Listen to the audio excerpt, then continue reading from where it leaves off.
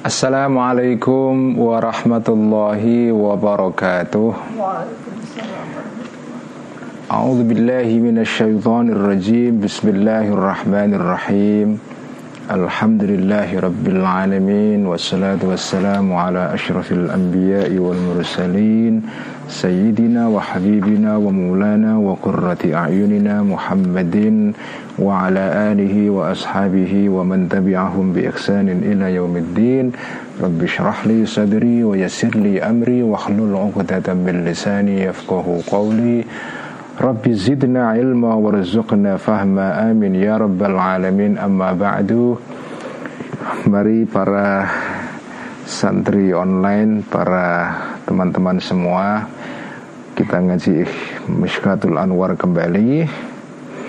Dan seperti biasa, mari kita hadiah Al-Fatihah ila ruhi nabiyina wa syafi'ina Muhammadin sallallahu alaihi wasallam, wa ila arwahi ikhwanihi minal anbiya'i wal mursalin, wa ila arwahil ali wal ashabi ajma'in, wa ila arwahil awliya'i wa syuhada'i was salihin wal ulama'i al muallifin wal musannifin wal a'immatil mujtahidin, khususan ila ruhi sultanil awliya' Syekh Abdul Qadir Al-Jilani, wa ila ruhi al-imam al-Junaid al-Baghdadi, wa ila ruhi al-Syekh al-Akbar Muhyiddin Ibn Arabi, wa ila arwahi awliyaillahi ta'ala ashabi turukil mu'tabarah, wa ila arwahi wali songo qaddasallahu asrarahum wa nawwara dharaihahum wa a'ada ilam barakatihim wa nafa'ana bi ulumihim wa amaddana bi madadihim, wa ila ruhi sahibi al-ihya wa sahibi mishkatil anwar hujjatil islam Abi Hamid al-Ghazali, wa ila arwahi al-a'immatil arba'atil mujtahidin, wa khususan ila ruhi al-imam asy-Syafi'i rahimahullah qaddasallahu sirrahu wa qaddasallahu asrarahum wa nawwara dharaihahum wa a'adal barakatihim wa nafa'ana bi ulumi, wa ila arwahi amwadil muslimina wal muslimat wal mu'minina wal mu'minat, khususan arwaha ulama'ina muassisi jam'iyyati Nahdlatul Ulama, wa khususan ruha hadratis Syekh Hashim Asy'ari, Mbah Wahid Hashim Gus Dur, wa sairi ulama'ina muassisil ma'ahidil islamiyah, wa ila arwahi abaina wa ammahatina wa ajdadina wa jaddatina wa masyayikhina wa masyayikhina, wa khususan ila ruhi abi Ki Abdullah Rifa'i, wa ruhi ummi Nyai Salamah, wa ruhi ummi Nyai Fatmah, ghafarallahu dhunubahum wa satara ayubahum wa ya'li darajatihim syai'un lillahi lahumul Fatihah. A'udzu billahi minasyaitonir rajim. Bismillahirrahmanirrahim. Alhamdulillahi rabbil alamin arrahmanir rahim maliki yaumiddin. Iyyaka na'budu wa iyyaka nasta'in. Ihdinas siratal mustaqim siratal ladzina an'amta 'alaihim ghairil maghdubi 'alaihim waladdallin. Amin. Bismillahirrahmanirrahim. Qala al-muallif rahimahullahu ta'ala wa nafa'ana bihi wa bi'ulumihi fid dharain. Amin. Rabbi yassir wa a'in. Kitab Mishkatul Anwar halaman 94 dalam edisi Darul Minhaj atau 75 edisi Abul Ala Afifi. Daqiqatun ay hadhihi daqiqatun. Ini adalah masalah yang subtil, yang lembut ya, yang tidak diketahui kecuali oleh orang-orang yang punya pandangan batin dan pandangan kerohanian yang tajam. Daqiqatun. Istilah daqiqah ini istilah yang maknanya sesuai dengan konteksnya. Jadi kalau misalnya kita baca kitab fikih misalnya ya kata daqiqatun itu artinya adalah satu pembahasan yang mendalam tentang suatu masalah yang detail, yang lembut sekali. Ibarat tepung gitu, gelepung ya, itu tepung yang lembut ya. Sehingga kalau orang tidak punya pandangan yang tajam itu luput ya. Kayak ayaan itu kan, kalau sesuatu yang diayak itu kasar, itu kan tertinggal dalam ayaknya. Tapi yang lembut kan jatuh ke bawah ya, merosot, jatuh ke bawah. Nah sama istilah ini maknanya daqiqatun itu masalah yang begitu lembut kayak tepung. Bagi orang yang ayakannya itu ayakan yang tidak yang tidak yang ayakan yang lubang-lubangnya agak lebar ya, yang tidak tajam ayakannya ya luput itu, ya luput dia, nggak akan terlihat itu. Nah, daqiqatun ini apa isinya, nanti kita akan baca ini. Daqiqatun ay hadhihi daqiqatun, masalah yang lembut sekali, yang subtil. Fi kaifiyati ibsaril anbiya'i as-suwara. Ini sebetulnya bukan bagian dari kitab Mishkatul Anwar, tapi ini keterangan dari muhakkik atau editor kitab Mishkatul Anwar yang edisi Darul Minhaj ini ya. Jadi ini bukan dari Al-Ghazali, tapi ini keterangan tambahan kayak subjudul untuk supaya kita tahu isinya apa ya. Karena dari Al-Ghazali tidak ada keterangan ya, cuma daqiqatun begitu saja. Daqiqah ini adalah fi kaifiyati ibsaril anbiya'i as-suwara, di dalam menerangkan caranya melihatnya para nabi-nabi as-suwara terhadap forma, bentuk-bentuk ya, surah ya, surah. Kita sudah membahas dalam minggu yang lalu atau sebelumnya mengenai apa itu makna surah. Makna surah itu artinya forma, sesuatu yang ada bentuknya. Segala hal itu ada surahnya. Segala hal yang maujud ya, yang maujud itu ada surahnya. Nah, bagaimana cara para nabi-nabi itu melihat sesuatu yang ada formanya, ada bentuknya itu? Wa musyahadatihim, dan musyahadah melihatnya para anbiya al-ma'aniya, makna-makna min waraiha, dari baliknya, dari sebaliknya, dibalik dari surah itu. Jadi kan ada bentuk luar yang kelihatan, kemudian ada makna yang tersembunyi di balik bentuk. Nah, nabi-nabi itu bisa melihat bentuk luar yang kelihatan, yang material, tapi mereka juga bisa melihat makna yang tersembunyi di baliknya. Nah, cuma bagaimana itu beroperasi, caranya bagaimana hal ini terjadi? Idza qala, ketika mengatakan, bersabda Rasul sallallahu alaihi wasallam dalam sebuah hadis ini, Rasul berkata, ra'aitu Abdurrahmani ibn Aufin yadkhulul jannata habwan. Ra'aitu, melihat aku kanjeng Nabi, Abdurrahmani ibn Aufin, sahabat Abdurrahman ibn Auf, yadkhulu, masuk ya. Abdurrahman bin Auf ini termasuk 10 sahabat yang dijamin masuk surga, al-asyarah al-mubasysyaruna bil jannah itu ya. Nah, kanjeng Nabi itu pernah bersabda, aku melihat Abdurrahman bin Auf masuk surga habwan, dengan merangkak ya, dengan merangkak itu ya. Nah, ketika Nabi mengatakan begini, fala tazunnanna, maka sekali-kali jangan mengira engkau, annau, sesungguhnya kanjeng Nabi, lam yusyahid, tidak menyaksikan kanjeng Nabi, dzalika, hal tersebut, bil basari, dengan matanya, kadzalika juga. Jadi ketika kanjeng Nabi bersabda begini, itu maknanya bukan kanjeng Nabi melihat Abdurrahman bin Auf masuk surga dengan hatinya, bukan dengan matanya. Jadi ini kan bagi orang yang rasional murni kan mungkin menganggap mustahil. Bagaimana kok manusia masih hidup di dunia bisa melihat orang masuk surga dengan mata sendiri itu. Nah, ketika Nabi berkata begini, itu tidak berarti Nabi itu hanya melihat melalui hati atau pikiran ya, tetapi juga balra'a, tetapi juga melihat kanjeng Nabi kepada Abdurrahman bin Auf ya, fi yaqadhati, di dalam keadaan terjaganya kanjeng Nabi. Maksudnya tidak dalam keadaan tidur, tidak mimpi, tapi melihat langsung dengan mata pada saat beliau terjaga, dalam saat beliau itu tidak tidur. Kama yara, sebagaimana melihat kepada, kama sebagaimana sesuatu yara yang dilihat kepada ma ini, an-naimu, orang yang tidur, fi naumihi, di dalam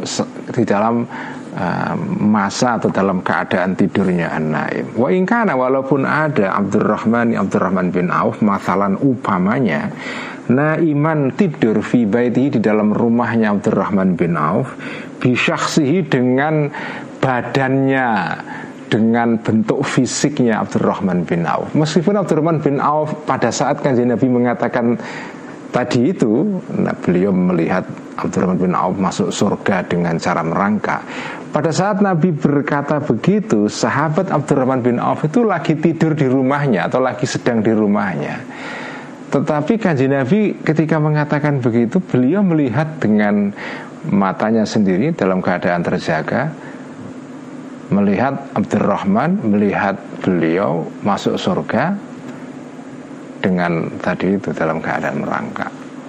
Artinya beliau itu melihatnya, jadi para nabi-nabi punya kekuatan mental tertentu ya, yang membuat mereka ini bisa melihat sesuatu yang bagi orang lain gaib.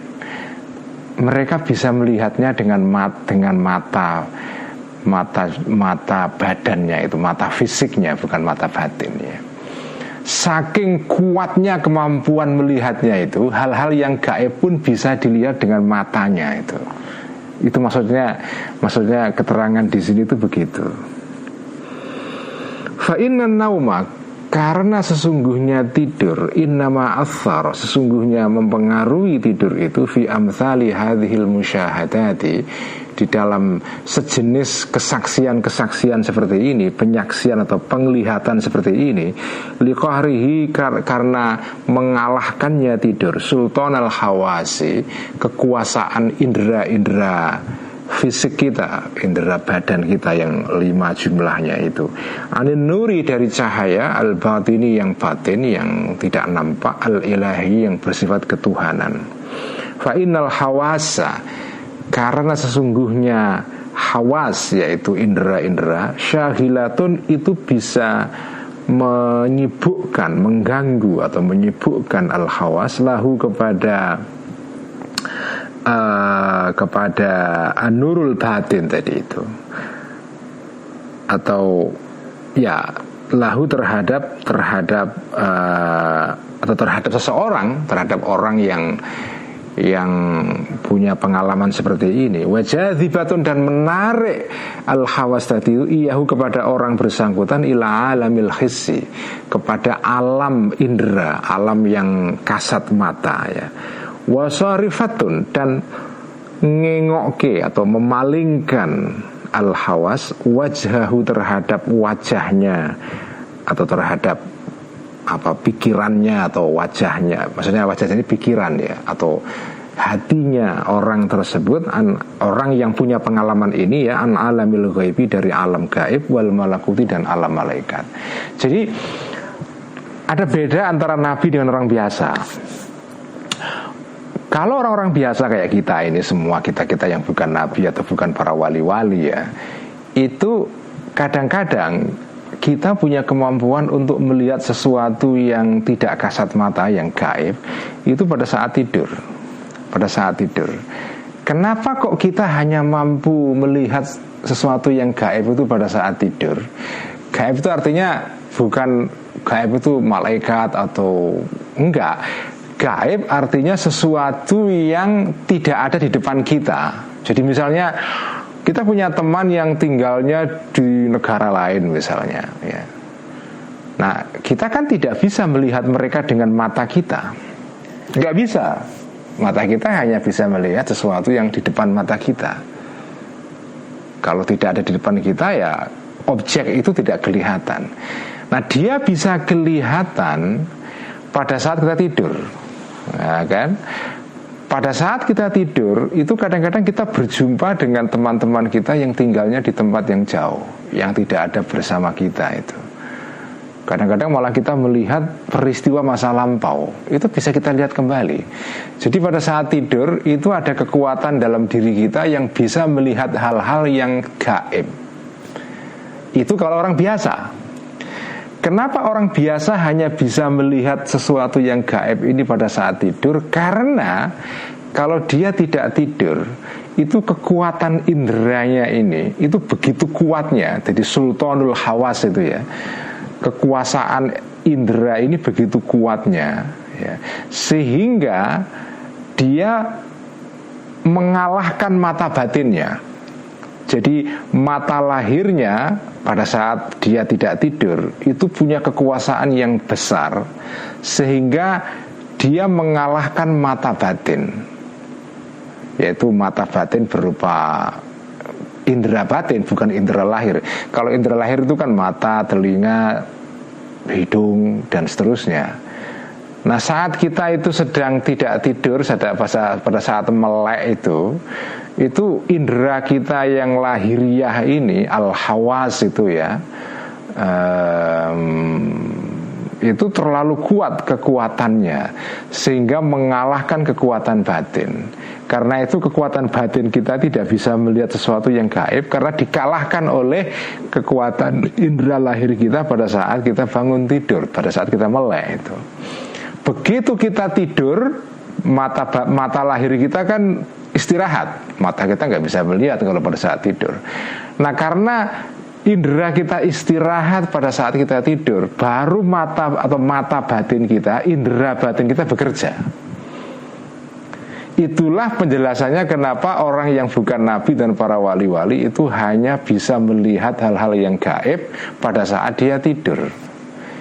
Karena pada saat itu kekuasaan indera lahir itu istirahat. Nah, tetapi kalau para nabi-nabi tidak. Para nabi-nabi ini walaupun mereka tidak tidur, itu mata batinnya tidak dikalahkan. Indera batinnya bekerja terus walaupun tidak tidur.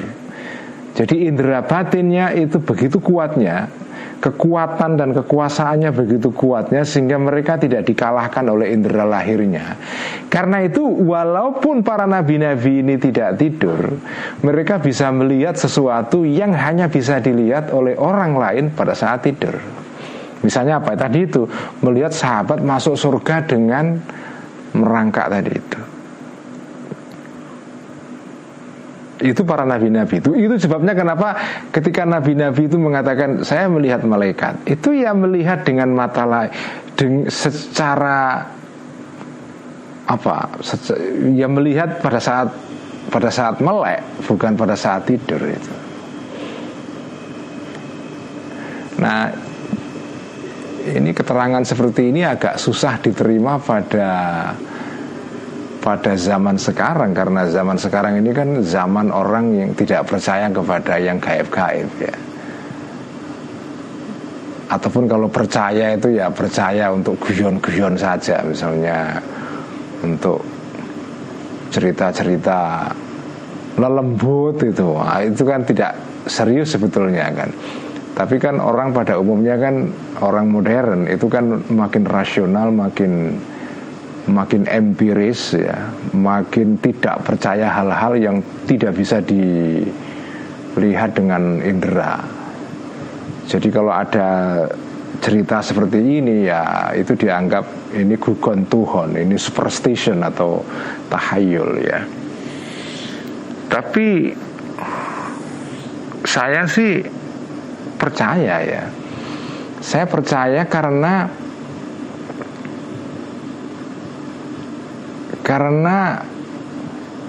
kita sekarang ini mungkin itu sudah hidup pada zaman yang berbeda memang.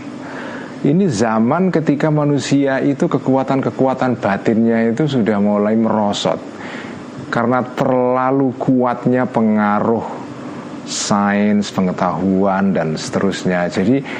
Jadi orang itu terlatih dengan menggunakan rasionya atau akalnya ya. Tetapi kekuatan-kekuatan batinnya itu sudah mulai tidak terasah lagi. Nah, zaman dahulu ketika zamannya berbeda, itu manusia itu punya kemampuan yang sekarang hilang ya, yaitu para nabi-nabi ini. Mungkin kalau dibaca zaman sekarang, kita membaca kisah-kisah para nabi itu kayak gugon tuhon, kayak tahayul memang. Karena kita hidup pada zaman yang sudah makin empiris, makin rasional, makin terpisah dari hal-hal yang gaib itu. Makin kesini memang orang itu makin material, makin materialistik, makin rasionalistik, makin empiris ya. Ya meskipun manusia yang rasional itu ya ada segi positifnya, karena dengan makin rasional manusia bisa mencapai hal-hal yang menakjubkan sekarang ini, teknologi segala macam. Tetapi kemajuan-kemajuan di bidang pengetahuan itu semua itu ada harga yang harus dibayar, yaitu apa? Manusia kehilangan skill-skill, keterampilan-keterampilan yang dulu pernah dimiliki oleh nenek moyang kita, yaitu skill yang menyangkut mata batin itu. Misalnya, ini sederhana saja. Dulu zaman saya kecil, itu setiap murid masuk sekolah itu pasti diajari kaligrafi, cara nulis indah itu loh, kaligrafi. Hot, nggak diajari hot. Baik, saya dulu waktu masih sekolah di sekolah dasar di Ibtidaiyah itu diajari nulis indah untuk dua jenis aksara Arab dan Latin sekaligus. Jadi kita kalau masuk sekolah itu diwajibkan bawa buku kaligrafi. Itu khusus itu. Jadi kita diajari nulis kaligrafi indah Arab tuh begini, kaidahnya begini. Nanti Latin juga begitu. Kita nulis yang kursif itu, yang miring itu ya, kayak tulisan-tulisan zaman generasi Bung Karno segala macam itu indah banget ya. Itu diajari kita. Jadi waktu kita kecil itu, saya kecil itu, semua anak-anak itu terlatih nulis kaligrafi yang bagus itu, baik Arab maupun Latin. Nah, di zaman gadget sekarang ini, di mana orang itu hanya nutul-nutul saja, ya, nutul-nutul tok, itu kan tangannya nggak berguna, itu berguna hanya untuk nutul, mencet saja, hit the button, hanya untuk mencet tombol aja. Akhirnya keterampilan nulis indah itu kan hilang. Itu baru contoh sederhana loh ya, contoh nulis itu. Karena nulis itu tidak sekedar kegiatan fisik, kegiatan tangan kita bergerak begini. Menulis itu kegiatan mental, karena menyangkut sesuatu yang ada dalam pikiran, ya kan? Nah, karena kita sudah tidak melatih keterampilan mental kita menulis tangan yang baik, sekarang generasi sekarang ini nulisnya nggak karu-karuan ya. Kita sudah nggak, generasi sekarang mungkin udah nggak bisa nulis kursif itu, nulis Latin ya, miring dan nyambung terus itu, kursif itu ya. Itu udah nggak ada sekarang itu. Sekarang kalau nulis itu ya nulis huruf blok itu, putus-putus semua kan ya. Belum lagi keterampilan-keterampilan yang lain yang dulu dimiliki oleh nenek moyang kita, oleh kakek kita, buyut kita dan seterusnya, yang sekarang hilang karena digantikan oleh keterampilan baru. Nah, termasuk ini keterampilan melihat sesuatu yang gaib itu. Itu kita juga sudah hilang itu. Dulunya ada keterampilan seperti ini ya. Dulu para nabi-nabi punya keterampilan ini, diberikan anugerah Allah untuk bisa punya kemampuan mental dan spiritual seperti ini. Nah, zaman sekarang orang mungkin nggak percaya karena sudah beda zamannya ya. Kita sudah kehilangan keterampilan itu. Makanya kalau kita baca begini itu jangan langsung menolak, ini kan gugon Tuhan tahayul saja, ini tahayul pramodern ini ya. Saya kira nggak begitu cara melihatnya ya. Jadi ya saya percaya ya, para nabi-nabi itu punya kekuatan yang kita nggak punya, kekuatan yang kita nggak punya itu ya. Jadi ketika mereka mengatakan aku melihat orang masuk surga, itu ya beneran melihat itu ya. Karena apa? Karena mata batinnya, indera batinnya itu begitu kuat dan mengalahkan indera lahirnya ya. Mengalahkan indera lahirnya itu, sehingga mereka bisa melihat hal-hal yang gaib pada saat melek, tidak saja pada saat tidur. Kalau kita bisa melihat hal-hal gaib kalau kita tidur saja ya. Meskipun ada orang-orang tertentu yang juga punya sih kemampuan seperti ini, yang melihat sesuatu yang gaib secara melek ya, tidak dalam keadaan tidur. Saya baru mendengar atau bertemu dengan orang yang menceritakan pengalaman seperti ini barusan 2 hari yang lalu ya.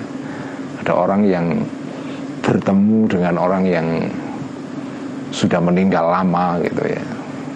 Melek, tidak dalam keadaan itu, melek itu melihat langsung itu ya. itu tahayul ya, monggo saja kalau jenengan anggap tahayul ya tidak apa-apa. Ini kan hanya soal iman ya.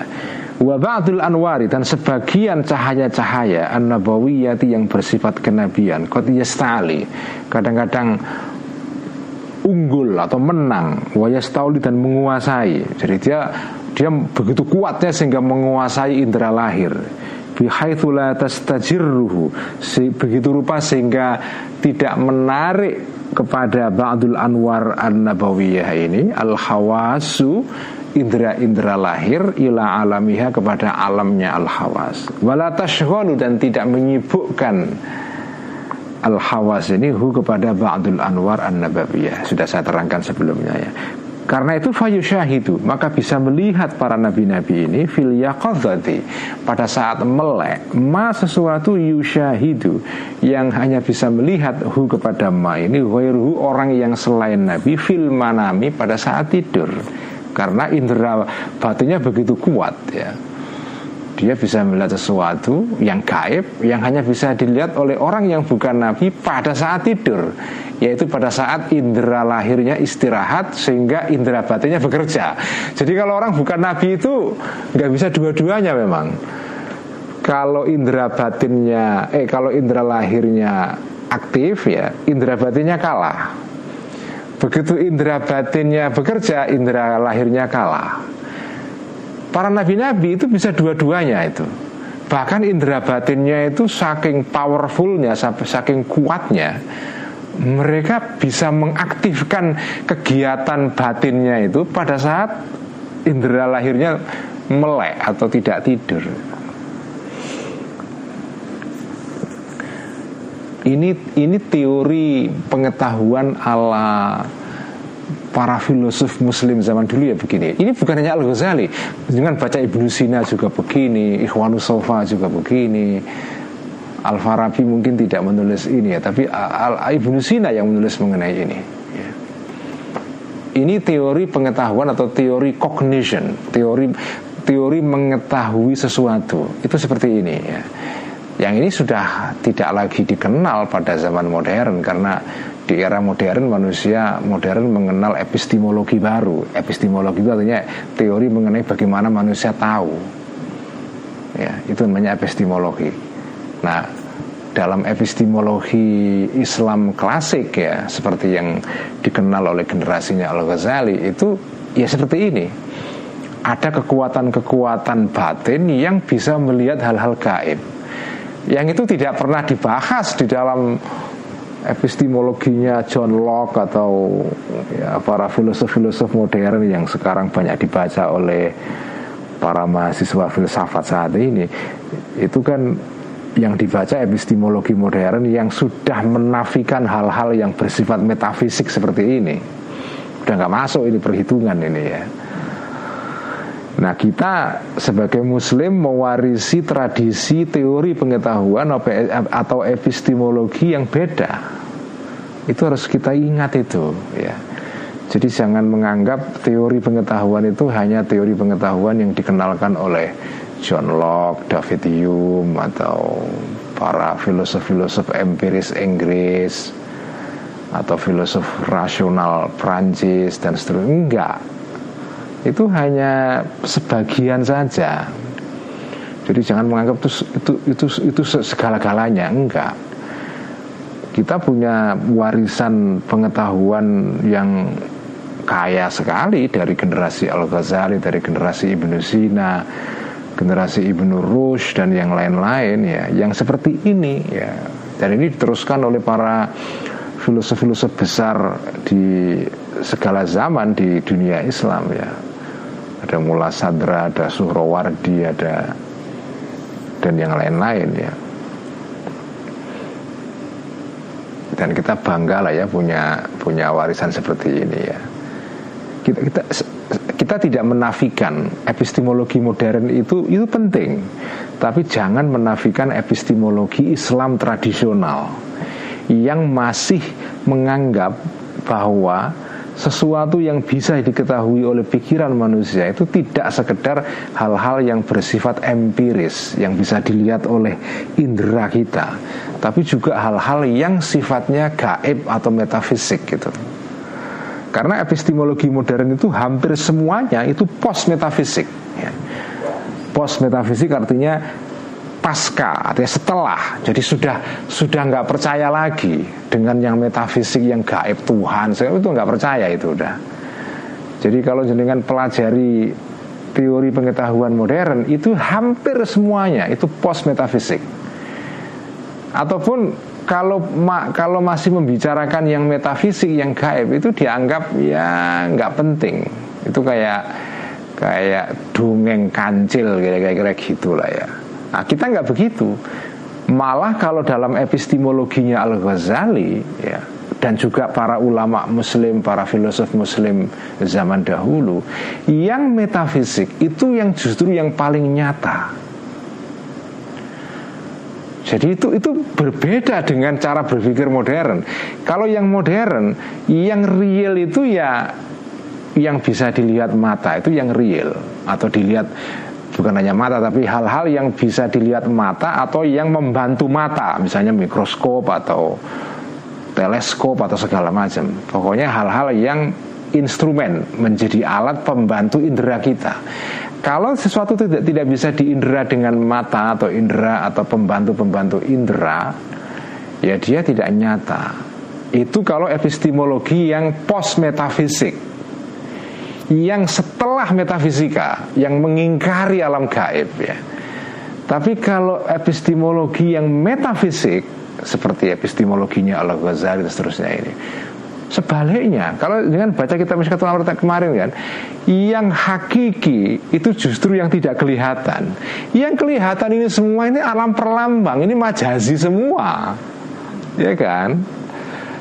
Jadi justru dibalik itu cara berpikirnya itu, yang kelihatan ini hanya refleksi, cerminan atau kelanjutan dari yang hakiki yang tidak kelihatan.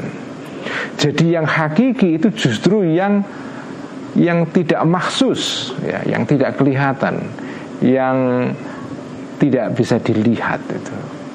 Ini beda ya, epistemologi metafisik dengan yang post metafisik itu beda banget ya. Nah, ketika para filosof dan ulama muslim seperti Al-Ghazali mengatakan bahwa yang hakiki itu yang tidak kelihatan, yang gaib ya, yang ghairu mahsus, yang alamul malakut itu bukan berarti yang alam asyahadah ini, alam indera ini, alam kodrati istilahnya ya dalam filsafat itu ya, alam kodrati itu tidak penting. Enggak, penting juga. Islam itu tidak mengabaikan alam lahir ya, karena alam lahir ini justru menjadi tangga untuk taroki, naik kepada alam gaib. Ini orang yang menganggap tasawuf itu artinya mengabaikan alam lahir, mengabaikan dunia, itu keliru sekali. Itu bukan epistemologi ulama kita dulu, itu enggak begitu. Ya. Memang alam batin itu yang hakiki, tapi bukan berarti yang zahir, alam zahir itu tidak penting. Jadi walaupun alam zahir ini alam perlambang, alam misal ya, perlambang yang menjadi tangga menuju kepada alam yang sejati, yang hakiki di alam gaib, bukan berarti yang alam lahir ini harus kita abaikan, enggak ya. Seperti di keterangan dalam dua minggu sebelumnya ya. Jadi orang itu tidak bisa mengabaikan makna lahir ya, tidak bisa. Tapi tidak bisa berhenti pada makna yang lahiriah, harus tembus kepada yang batin itu. Itulah epistemologi kita itu. Saya menyebut ini epistemologi tradisional. Yang ini bukan saja khas Islam. Kalau jangan baca misalnya dalam sejarah filsafat Kristen pertengahan itu juga sama, seperti ini juga ya, sama. Yahudi juga begitu ya. Jadi hanya di alam modern inilah berubah segala-galanya itu, yaitu apa?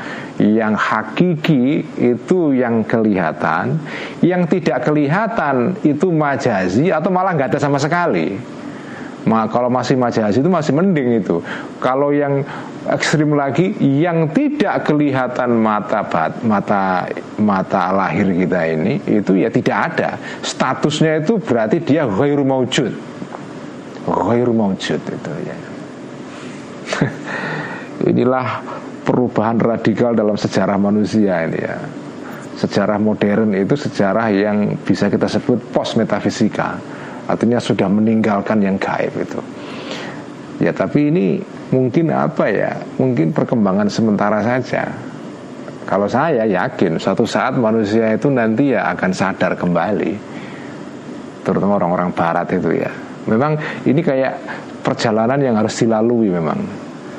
Jadi kadang-kadang orang itu untuk kembali kepada asal itu lu harus lupa dulu. Jadi lupa asal baru balik kembali ke asal itu ya.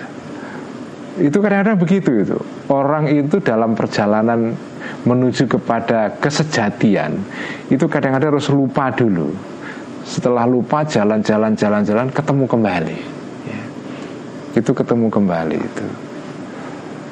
Karena kalau nggak lupa itu nanti apa ya, orang itu ketika balik sesudah dia pernah lupa, itu pengalaman baliknya itu lebih mendalam ya. Kalau orang itu pernah salah lalu kembali kepada jalan benar, itu dia punya pengalaman yang unik yang tidak pernah dipunyai oleh orang yang selama hidupnya benar terus ya. Makanya manusia itu memang mahalul khata' wa nisyan, tempatnya salah dan dosa.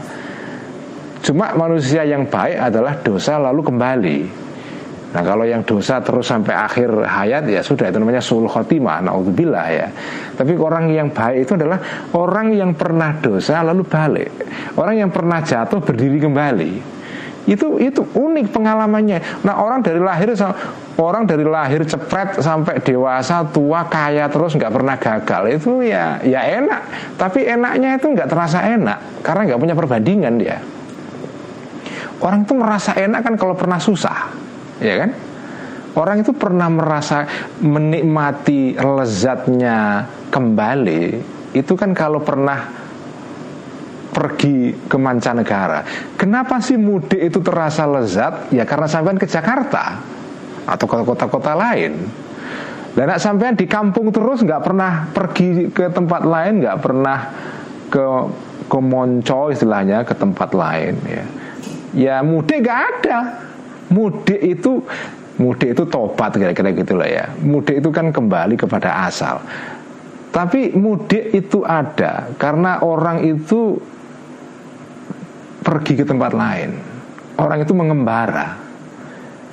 Karena mengembara lalu ada alasan untuk mudik. Kalau orang gak pernah mengembara, ya gak ada mudik. Makanya kadang-kadang ya, ini kalau ilmu batin ya, orang berdosa itu hikmahnya banyak sebetulnya. Bukan berarti ini kita harus dosa, enggak ya. Tapi kalau dipandang dari sudut ilmu Mishkatul Anwar, ilmu batin itu, orang berdosa itu, tapi berdosa yang nanti kembali loh ya. Orang berbuat salah, jatuh, berdosa segala macam itu kadang-kadang itu bagian dari proses spiritual itu, perjalanan batin itu ya. Karena kalau orang nggak pernah berdosa, taat terus dari awal sampai akhir itu ya bagus ya, tapi akan lain rasanya kalau orang pernah berdosa, salah, jatuh sampai terluka berdarah-darah, lalu bangun kembali, tegak kembali, itu rasanya jadi lain. Itu ada sesuatu yang tidak dialami oleh orang yang tidak pernah jatuh itu ya. Itulah, jadi itu epistemologi tradisional begitu.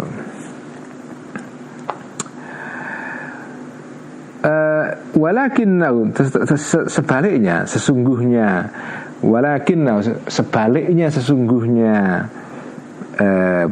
ba'dul anwar an-nabawiyah, ya, para nabi-nabi itu idza kana, ketika ada ba'dul anwar an-nabawiyah fi ghayatil kamali, pada saat puncak kesempurnaannya, lam yaktasir, tidak terbatas ba'dul anwar an-nabawiyah atau idrakuhu, tidak terbatas idrakuhu, failnya yaktasir, idrakuhu, kemampuan penginderaannya ba'dul anwar an-nabawiyah tidak terbatas ala mahdhis surati, kepada bentuk murni, kepada kemurnian bentuk, al-mudrakati, yang bisa dilihat, al-mubsarati, yang bisa diindera dengan indera lahir itu, ya.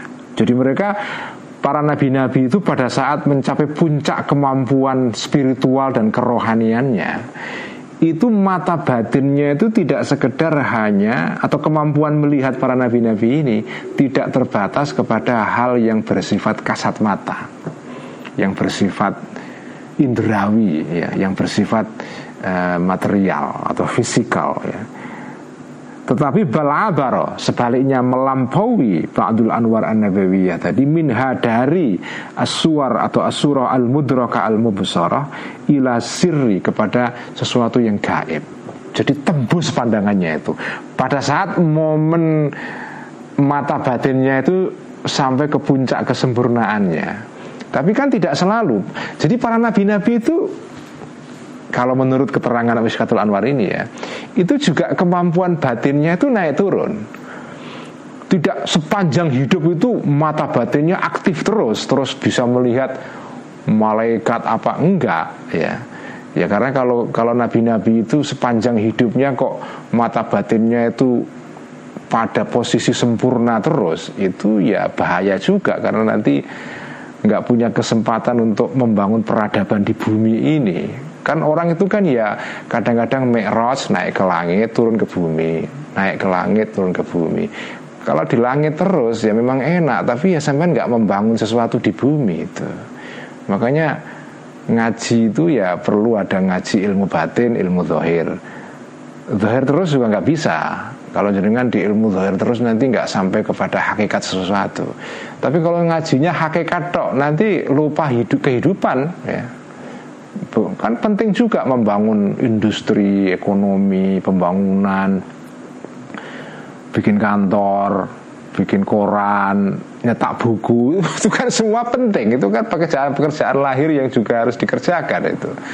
Kalau orang sepanjang hidupnya kok yang dilihat malaikat terus, ya malah bahaya itu. Jadi nabi-nabi itu naik turun juga pada saat kemampuan mentalnya dan spiritualnya dan kerohaniannya itu sampai ke puncak. Itu yang dilihat tidak sekedar hanya barang-barang lahiriah, barang yang batiniah itu bisa dilihat pada saat melek, bukan tidur saja itu, ya. Inilah epistemologi Ghazalian, ya, epistemologi tradisional, ya. Kalau ada di antara santri Ihya ini yang akrab dengan tulisan-tulisannya Syed Hussein Nasr, ya, Sayyid Hussein Nasr, pasti paham yang dibicarakan sekarang ini, paham banget, ya. Fankasyafa, maka terbukalah lahu bagi para nabi ini ba'dul anwar an-nabawiyah, annal imana, sesungguhnya iman, jadibun, iman, kepercayaan itu, ya. Jadibun itu punya magnet, punya daya tarik, ya. Jadibun itu kayak magnet, ya. Daya tarik, daya apa namanya? Daya tarik, apa hukum yang ditemukan Newton itu, gravitasi. Punya daya gravitasi yang menarik itu. Ilal alami, kepada alam, alladzi yu'abbaru, yang diungkapkan alam ini, anhu, dari alam ini, bil jannati, dengan istilah jannah itu. Orang kalau mata batinnya itu kuat, imannya begitu kuat itu saking kuatnya sehingga dia bisa melihat surga. Bisa melihat surga itu. Wahua, dan alam tadi itu, alam yang disebut surga itu adalah al-alamul a'la, alam yang tinggi, bukan alam bawah, alam atas itu. Wal ghina, dan sesungguhnya kekayaan, ya, atau walghina dan kekayaan, wasarwatu dan hak milik, ya, kekayaan juga. Jadibani itu mempunyai daya gravitasi, daya tarik ilal hayatil hadirati, kepada kehidupan sekarang ini. Wahiyal alamul asfalu, dan alam yang sekarang ini itu alam bawah. Jadi iman itu menarik kita ke atas sehingga kita bisa melihat surga. Tapi dunia, kekayaan, hak milik, ya, benda-benda yang kita miliki itu menarik kita ke bawah. Jadi manusia itu kayak berada di antara tegangan itu. Di satu pihak ada daya gravitasi yang menarik dia ke atas, di pihak yang lain ada daya gravitasi yang seperti gravitasi di bumi ini, jenengan tertarik ke bumi. Jadi kehidupan material, ya, alam materi itu menarik sampean ke bumi. Tapi iman kita menarik kita ke atas itu. Nah, tergantung, kalau yang kuat itu daya tarik bumi, ya kita nggak bisa melihat surga. Yang kita perhatikan, kita pikirkan tiap hari ya masalah-masalah duniawi terus. Tapi kalau orang itu imannya kuat, itu walaupun dia di bumi, tapi rohnya ditarik ke atas itu. Tarik ke atas itu, ya. Fa'ingkana, maka jika ada al-jadhibu, daya tarik, sesuatu yang menarik ila asyghalid dunia, kepada kesibukan-kesibukan dunia, aqwa, lebih kuat, au muqawiman, atau bisa melawan, ya, lil jadhibil akhari, kepada daya tarik yang lain, itu daya tarik yang menarik kita ke atas, ke langit, ya, maka sadda, maka akan menghalangi al-jadhib tadi itu anil masiri, dari bisa berjalan, ya, bisa naik, ya, ila jannati, kepada surga. Karena kekuatan dunia materi lebih kuat terhadap diri kita, sehingga kita nggak bisa naik ke atas. Jalan kita untuk ke surga itu terhambat kalau gravitasi dunia materi ini lebih kuat dalam diri kita. Wa in kana, jika ada jadibul imani, daya tarik iman, aqwa, lebih kuat, aurasa, maka bisa menimbulkan jadibul iman ini usran, kesulitan, ya, wabud'an, dan kelambanan, atau ya kelambanan, lamban, ya, fi sayri, di dalam jalannya orang ini, ya, jalannya orang atau jalannya jadibul iman. Fayakunu, maka ada mithaluhu, contohnya jadibul iman yang seperti ini adalah fi alami syahadati, di dalam alam syahadah, al-habwa, adalah merangkak. Tadi kan disebutkan, ini tafsir menarik dari Al-Ghazali. Tadi kan Kanjeng Nabi bersabda, aku melihat Abdurrahman bin Auf itu masuk surga tapi merangkak. Merangkak itu apa sih? Merangkak itu kan jalan tapi agak kerepotan kan. Tidak seperti jalan normal itu, kalau jalan normal apalagi lari itu kan cepat seret itu. Tapi kalau merangkak itu berarti jenengan itu jalannya kayak siput, pelan-pelan itu. Kenapa kok Abdurrahman bin Auf ini masuk surga dengan pelan-pelan? Karena memang dia punya iman yang kuat, tetapi juga tarikan atau gravitasi dunia itu masih ada itu, ya. Kita ini jangan-jangan ya levelnya itu kayak begitu, masuk surga itu lambat karena ya kita memang imannya kuat, tetapi gravitasi dunia juga masih kuat juga. Jadi kayak kita mau maju ke depan tapi ada tarikan dari belakang itu, sehingga kita jalannya itu pelan gitu, tidak lancar itu, karena ada daya tarik yang gondeli kita. Jadi kita itu masih digondeli oleh dunia ini itu. Kita ini kan masih mikirnya tiap hari kan dunia terus itu. Ya masih untung masih punya iman, ya. Kalau nggak ada iman sama sekali, ya udah nggak bisa naik ke atas sama sekali itu, ya. Jadi ya udah oke lah, kita nggak apa-apa masuk surga dengan merangkak, tapi yang penting masuk gitu ya. Yang penting masuk, ya. Walaupun agak susah payah itu, karena ada gravitasi dunia ini. Nah, itulah, ini tafsirnya kenapa kok merangkak. Karena itu imannya kuat, tetapi ada gravitasi yang menarik ke arah sebaliknya. Jadi kayak bertarung itu, gravitasi ke atas dan gravitasi ke bawah ini bertarung. Cuma yang gravitasi yang ke atas itu menang. Cuma menang belum sempurna, masih ditarik-tarik terus oleh gravitasi dunia, sehingga jalannya pelan banget, sedikit demi sedikit itu ya. Ini tafsir apa ya? Tafsir spiritual atau tafsir sufi atas hadis tadi itu ya. Fakadzalika, maka begitu jugalah tatajalla, menjadi jelas, menjadi kelihatan dengan terang, lahu bagi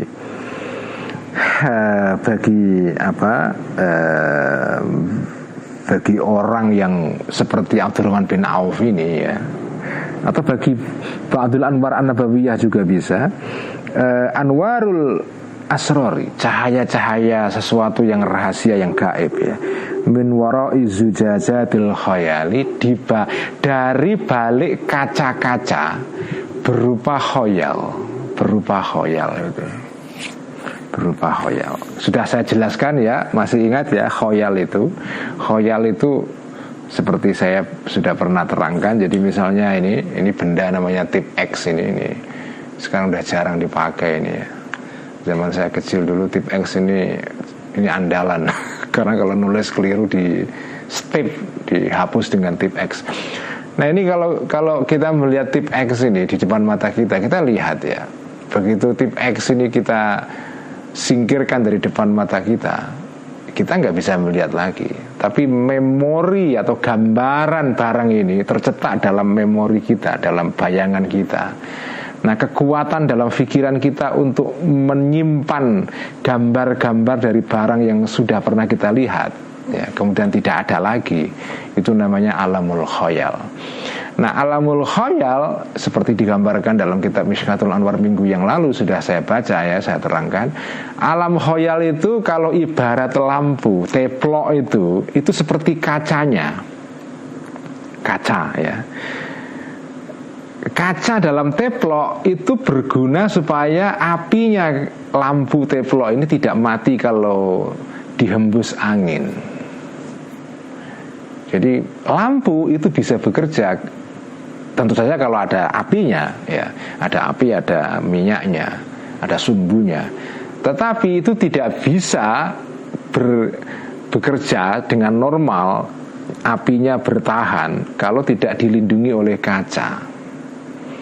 Nah, kaca ini itulah tamsil atau perlambang untuk alamul khayal, untuk alam tadi itu, untuk kekuatan dalam diri kita yang bisa menyimpan memori-memori tadi itu namanya alamul khayal itu kaca.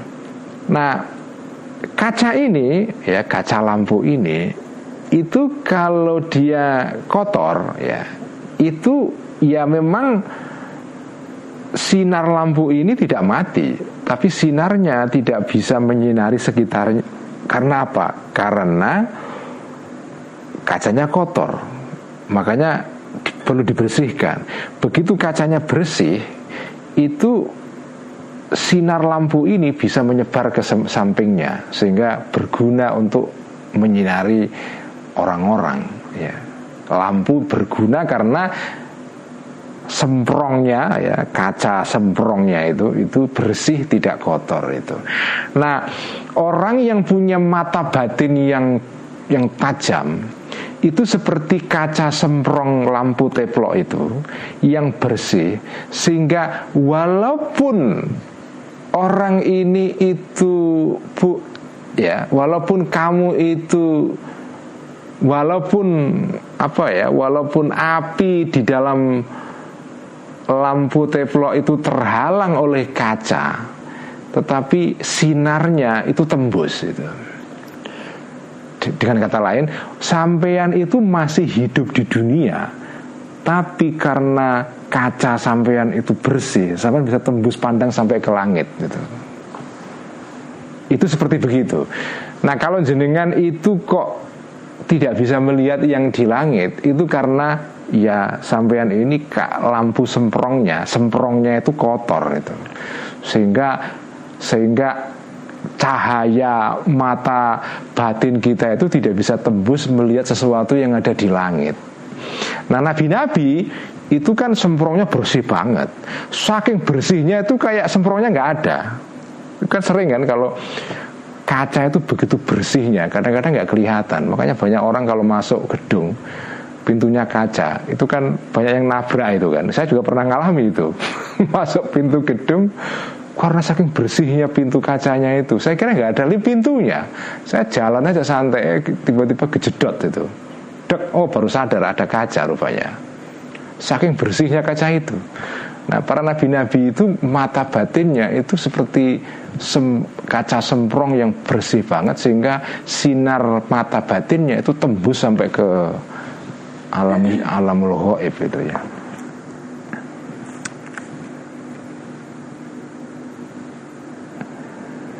Nah ini sekarang sudah pas jam 9 ini, tambah sedikit ya. Wakadzalika dan begitu juga layak tasilu tidak terbatas fi hukmihi di dalam penilaiannya Kanjeng Nabi tadi itu, dalam hadisnya tadi itu ala Abdurrahman terhadap sahabat Abdurrahman bin Auf ya. Wa ingkana senajan atau walaupun ada ibsoruhu melihatnya Kanjeng Nabi maksuran terbatas alaihi kepada Abdurrahman bin Auf ya, baliyuh kamu ya, sebaliknya dinilai atau dihukumi ya bihi dengan hukumnya Kanjeng Nabi tadi itu ala kulliman terhadap setiap orang ya,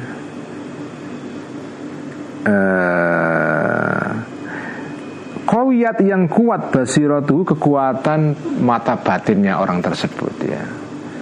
Jadi kemampuan untuk bisa menilai atau melihat hal-hal yang gaib ini tidak terbatas pada Kanjeng Nabi saja. Orang-orang yang punya kekuatan batin yang kira-kira agak mirip meskipun tidak selevel ya, itu juga bisa sama ya.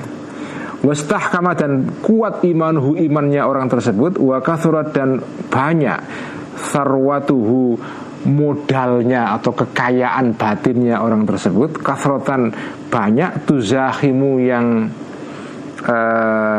atau wakasrot dan banyak sarwatu kekayaan orang tersebut, kekayaan duniawi yang maksudnya kekayaan duniawinya, kasrotan banyak, tuzahimu yang melawan, yang mendesak kebanyaknya ini al-imana kepada iman. Jadi tadi kan Kanjeng Nabi mengatakan aku melihat Abdurrahman bin Auf masuk surga merangkak. Nah perkataan Kanjeng Nabi ini tidak terbatas untuk Abdurrahman bin Auf, tetapi berlaku untuk semua orang ya, yaitu semua orang yang imannya kuat tetapi juga gravitasi duniawinya juga kuat juga. Itu nanti masuk surga juga begitu, merangkak itu ya. Lakin la tuqawimu, tetapi tidak melawan ya, atau tidak bisa melawan sarwatuhu tadi, kekayaan duniawinya yahu kepada iman, lirujhati kuwatil imani, lirujhani kuwatil imani, karena kemenangan atau unggulnya kekuatan iman dia. Jadi ini berlaku tidak hanya buat sahabat Abdurrahman bin Auf. Siapa saja yang punya iman yang kuat tetapi masih punya gravitasi dunia yang kuat juga, cuma masih terlalu kuat imannya sehingga imannya mengalahkan gravitasi dunia, itu dia masuk surganya begitu itu lambat. Ya ini sama lah dengan orang yang kemampuan intelektualnya itu bagus tetapi dia masih terganggu oleh hal-hal lain. Misalnya jenengan nulis skripsi, itu kan membutuhkan perhatian atau fokus pikiran yang kuat itu. Tapi sampean nggak bisa fokus total. Jenengan nulis itu kan butuh kekuatan pikiran yang terpusat ya, tidak terganggu oleh yang lain-lain. Kalau jenengan nulis masih mikir yang lain-lain, itu nulisnya lambat itu, merangkak kayak Abdurrahman bin Auf masuk surga merangkak begitu ya. Jenengan tidak lancar. Tapi kalau misalnya jenengan nulis nggak ada gangguan apapun, wah itu lancar sekali, itu cepat selesai. Nah, itulah tamsil atau perlambang orang yang masuk surga itu dengan merangkak itu, karena ya tadi itu dia punya dua gravitasi yang saling bersih tegang. Cuma gravitasi iman lebih kuat sehingga menang. Cuma menangnya nggak sempurna, masih digondeli sama atau oleh gravitasi dunia. Fahada, maka keterangan ini yu'arifu, bisa mengenalkan ini semua kepada diri kamu, kaifiyata ibsaril anbiya'i, bagaimana cara melihatnya para nabi-nabi, aswara, gambar-gambar, wa kaifiyata musyahadatihim, dan bagaimana cara melihatnya para nabi-nabi, al-ma'ani, yang makna-makna, min wara'is suwari, dari balik bentuk-bentuk yang lahir, ya. Sekian ngaji Mishkatul Anwar malam ini. Mari kita tutup dengan bacaan salawat tibbil qulub. Allahumma salli ala sayyidina Muhammadin tibbil qulubi wa dawaiha wa afiyatil abdani wa shifaiha wa nuril absari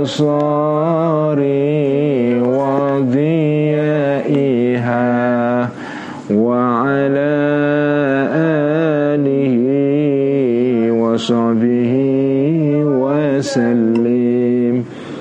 Allahumma salli ala sayyidina Muhammadin tibbil qulubi wa dawaiha wa afiyatil abdani wa shifaiha wa nuril absari wa dhiyaiha wa ala